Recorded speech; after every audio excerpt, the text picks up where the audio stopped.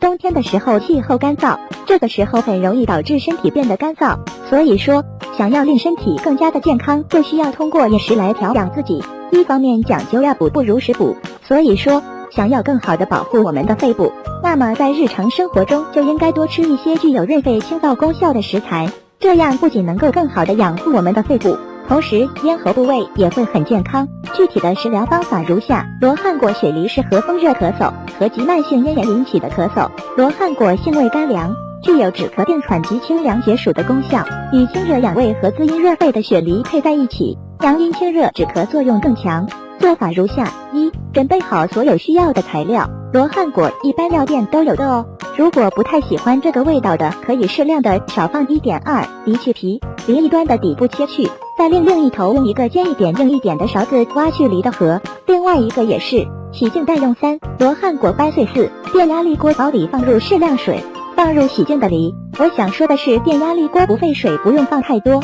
如果是电饭煲的话，可以适当的多放1.5，再放入罗汉果和适量的冰糖6，按下煲汤键，时间到了就可以了。我这个是2小时期炖好了，我还挺喜欢这味道的。如果单纯想喝汤的，把梨舀出来，再用漏勺漏掉罗汉果壳就可以了吧。我喜欢这样连汤带梨一起吃，入口即化的感觉久。初秋到了，容易上火，不妨可以试试嘛。操作简单。10，如果喜欢喝汤的，可以煮的时候多放一点水，稍微多熬一下，直接过滤掉，这样当茶喝也不错哦。罗汉果的一种名贵药材，性凉味甘，功能清肺润肠，主治百日咳、痰火咳嗽、去燥便秘等症，对于治疗急性气管炎、急性扁桃体炎、咽喉火、急性胃炎都有很好的疗效。用它的根捣碎，敷于患处，可以治脘癣、臃肿、疮疖等。果毛可做刀伤药，用罗汉果少许冲入开水浸泡，是一种极好的清凉饮料，既可提神生津，又可预防呼吸道感染，常年服用能延年益寿。罗汉果汁还可用于烹调，清香可口。罗汉果被人们誉为神仙果。雪梨的功效：味甘性寒，含苹果酸、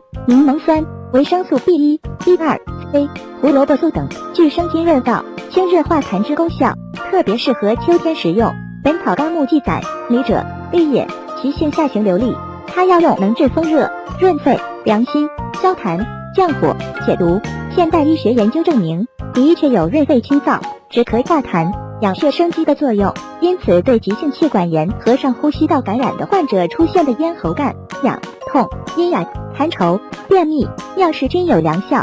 梨又有降低血压和养阴清热的效果，所以高血压、肝炎、肝硬化病人常吃梨有好处。梨可以生吃，也可以蒸，还可以做成汤喉羹。但是梨性寒，一次不宜多吃，尤其脾胃虚寒、腹部冷痛和血虚者，不可以多吃，多吃易伤脾胃。